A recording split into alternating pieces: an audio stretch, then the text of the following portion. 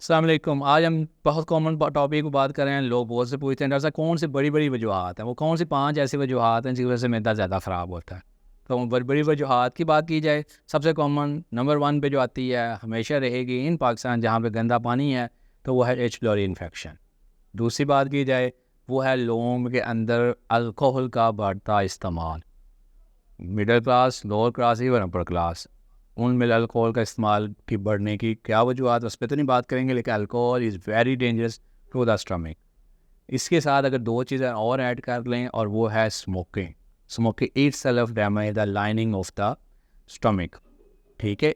और हम इसके बाद हम बात करें तो फास्ट फूड का इंटेक बहुत ज़्यादा हो जाना।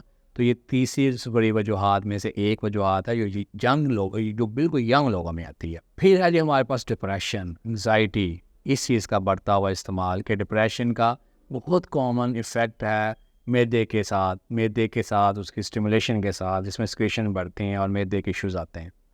जो लास्ट है, और जो हम अब एज को थोड़ा सा आगे ले जाते हैं, जो हम मिडल से ओल्ड एज की तरफ जाते हैं, तो ओल्ड एज में लोगों का बहुत ज़्यादा पेन किलर का इस्तेमाल।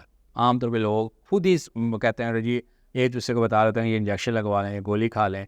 तो वो pain killer is very very dangerous to the stomach. ना सिर्फ मैदे के लिए भी बहुत ज़्यादा डेंजरस है, बल्कि ये आपकी किडनीज़ को बहुत ज़्यादा डैमेज करते हैं। तो ये बहुत कॉमन वजूहात में से चंद एक वजूहात हैं।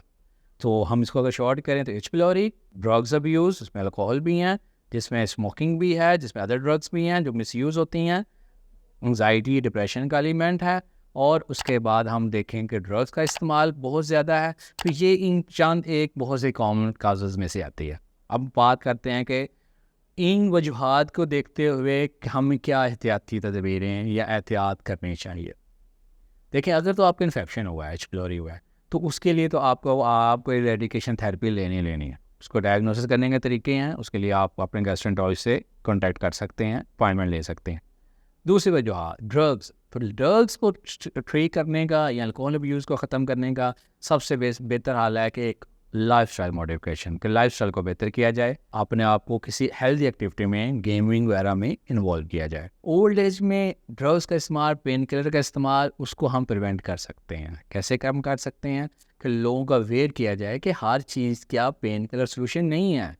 आप फिजियोथेरेपी करवा सकते हैं, आप एक्सरसाइज की तरफ आ जाते हैं। अगर हल्की पेन है तो आप उसको मॉनिटर कर सकते हैं, कि उसकी वजह ढूंढ सकते हैं। तो हर एक छोटी चीज़ के लिए स्वेयर पेन किलर लेना जस्टिफाइड नहीं है। फिर हम बात करते हैं एंग्जाइटी स्ट्रेस है, तो उसका मैंने आपको बताया कि लाइफस्टाइल को बेहतर करेंगे, एक्सरसाइज करेंगे, अपने आप को किसी हेल्दी एक्टिविटी में इन्वॉल्व करेंगे। ये मोस्ट कॉमन काजेज़ को हम इस तरह से ईज़िली डील कर सकते हैं। इससे रिलेटेड अगर आपको कोई क्वेरी है या आप किस फेज़ से गुज़र रहे हैं, तो आप अपने गैस्ट्रोएंटरोलॉजिस्ट के साथ डिस्कस करें अपने मसाइल को, और इस चीज़ों को हम अपने टैकल कर सकते हैं, मैनेज कर सकते हैं, और ये बड़ी ईज़िली मैनेज होने वाली चीज़ें हैं, और इसको कंट्रोल किया जा सकता है।